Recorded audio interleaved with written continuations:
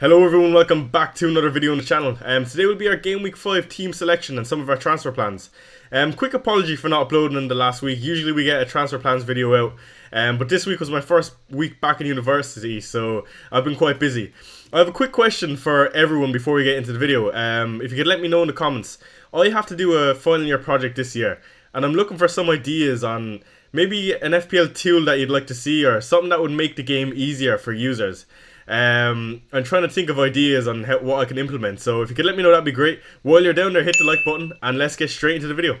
Okay, so unfortunately, let's talk about our Game Week 4 team and how we got on. Feel free to skip ahead if you're sick of hearing about Game Week 4.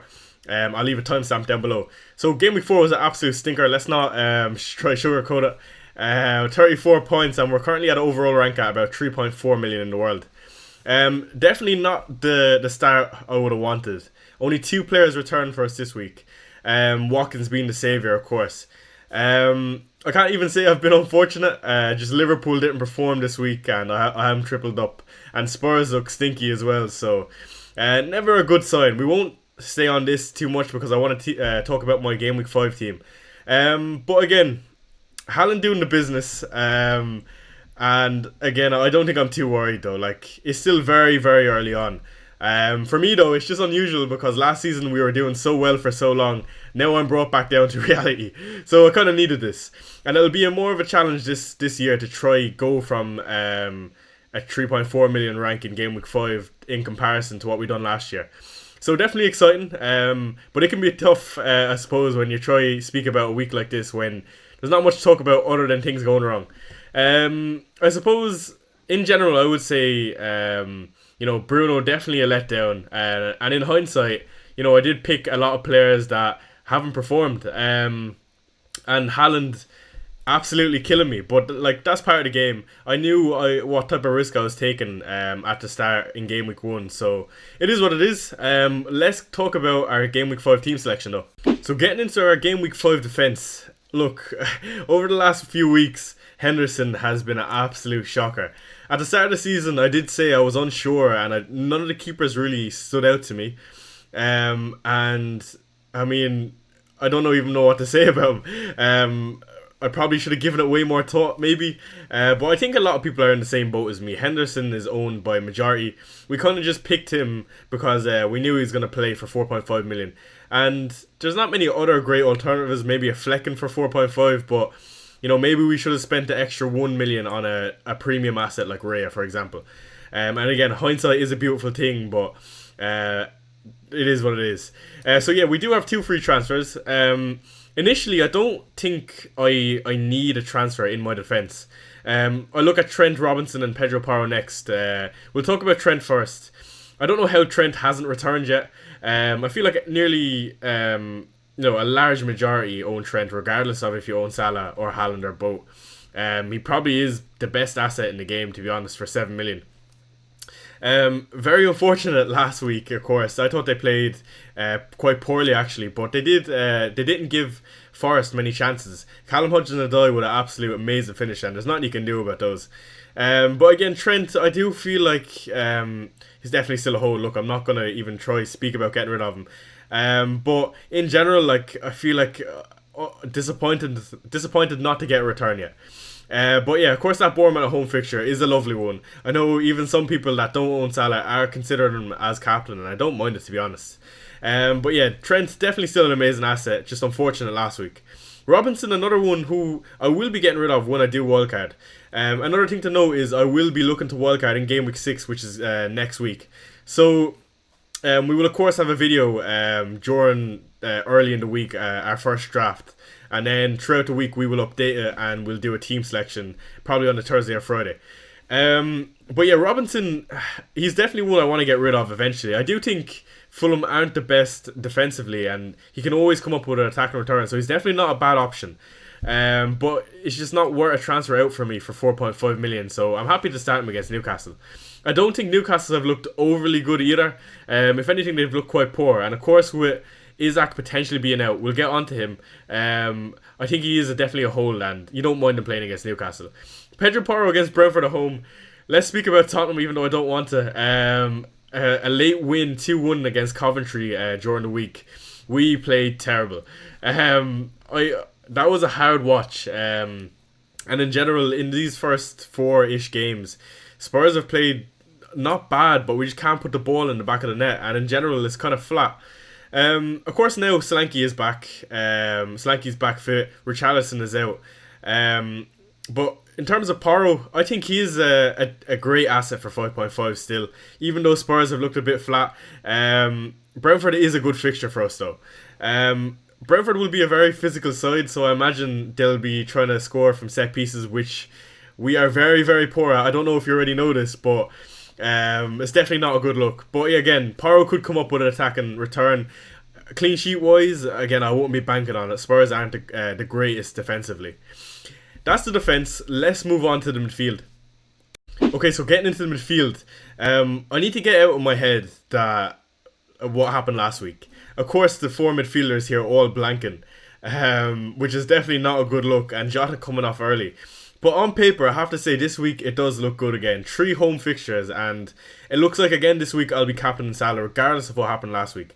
I still think in isolation he is the best captain this week. Where to start? Diogo Jota. Okay, so for me, I think he is a ministress this week. I've seen some fan pages on Twitter posting about Darwin likely starting. Of course, Jota started the Champions League. And I am a bit put off, and I did know this was going to come eventually. If he gets another start, happy days. Liverpool play 3 o'clock on a Saturday, so on a deadline stream tomorrow, we might get some early information. Definitely would keep an eye on. I think if you were to pick a player to come off the bench and score a goal, it would be Diogo Jota. I feel like he's almost renowned for coming off the bench and doing quite well. So I don't mind him with Arne Slot, usually making subs after the 60-minute mark anyway. So I think I will be starting him.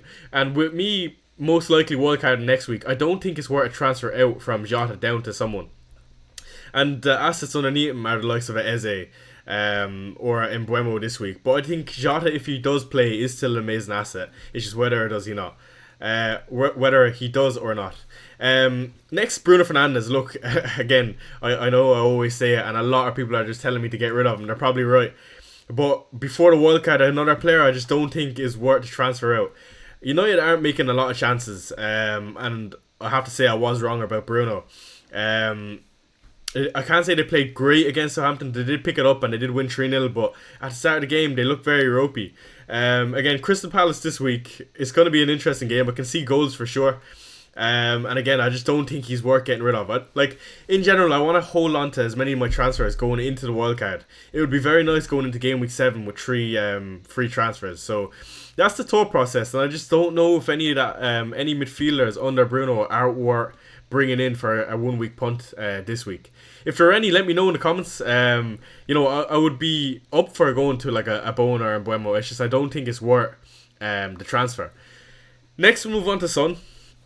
It's hard for me to say because it really doesn't make sense, but I think we can get a result against Brentford, and Son has been quite a slow starter this season. I thought he'd do quite a bit much better than he's done already, and he is playing quite wide, which is not ideal.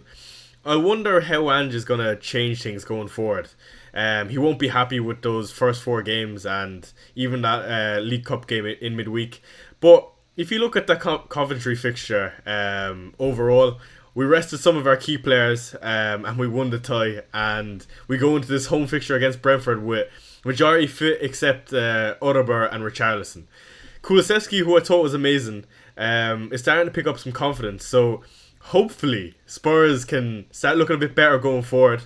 And again, another player which I feel like a lot of people would like to punt on this week, so I need to take it in isolation and forget about last week's fixture, of course against Arsenal, which we won't get into. But yeah, definitely not a bad pick this week, and one that I'll definitely be holding on to. Next is Salah versus Bournemouth at home, who I will captain. I don't think there are any other assets in my team who is worth captain over a Salah this week.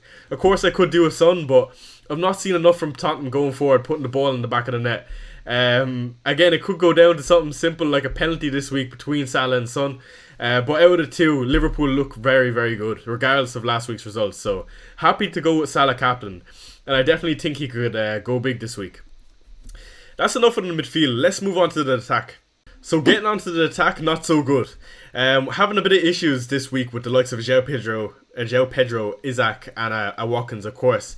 But thankfully we got some good news. So Watkins is fit. We got that confirmed by Unai Emery, 100%. He's ready to play. Whether or not that's a mind game or not, I can only assume that he is going to play. And Watkins with a lovely fixture against Wolves, who I don't think are great.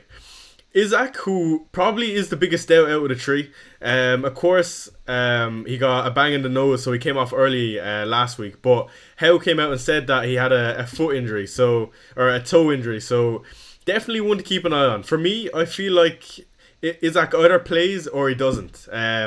If he's on the bench, he's not going to be subbed on. And of course, we have a good sub in Morgan Rogers against Wolves at home, who is yet to return, but definitely a good asset to have on the bench, and that's why he's there. So I think I do have the bench structure right here. Of course, we have João Pedro, who did pick up a knock for Brazil last week, and we didn't hear about. But he is included in training, so I think he will start. Again, he's had 2 days of training, and of course, we will find out maybe in the embargo section, maybe some more info about João Pedro. But regardless, I think I will start him. I don't think it's worth playing a Rodgers over a João Pedro, because if João Pedro does play, I'll be sickened watching that Forest game. So definitely happy with the structure of playing Isaac, João Pedro and Watkins over the likes of Rodgers. But I really wish I could fit in a Rodgers this week, because I do think it is a good fixture for him. Of course, Jean Duran knocking on the door for Villa. What an amazing striker. Another goal in the Champions League. Ridiculous, to be honest. And he's a player that's in form. Emery did say that he will eventually include Duran. It's just how to fit him in that 11. Whether or not that's getting rid of Rodgers and playing a second striker beside Watkins, I don't know. And we probably will see. Another player I could bench for Rodgers this week is a Diogo Jota. Again, I would want more information. I don't think I could bench Jota unless we got confirmation that he is benched, which I don't know if we'll find out before tomorrow's deadline. So yeah, in general, look, I'm not happy with the team. A lot will change in wildcard, and like the likes of Isaac will go. I think even a Watkins could potentially go if I bring in the likes of a Haaland. Diogo Jota, minutes risk. Bruno Fernandes, who's been disappointing.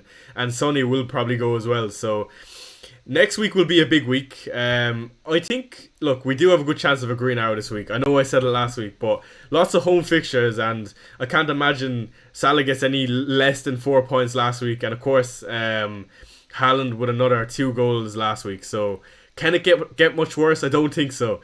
3.3 million in the world. I would like to say it's easier to get a green arrow now that we're so low. But again, I am hopeful for this week.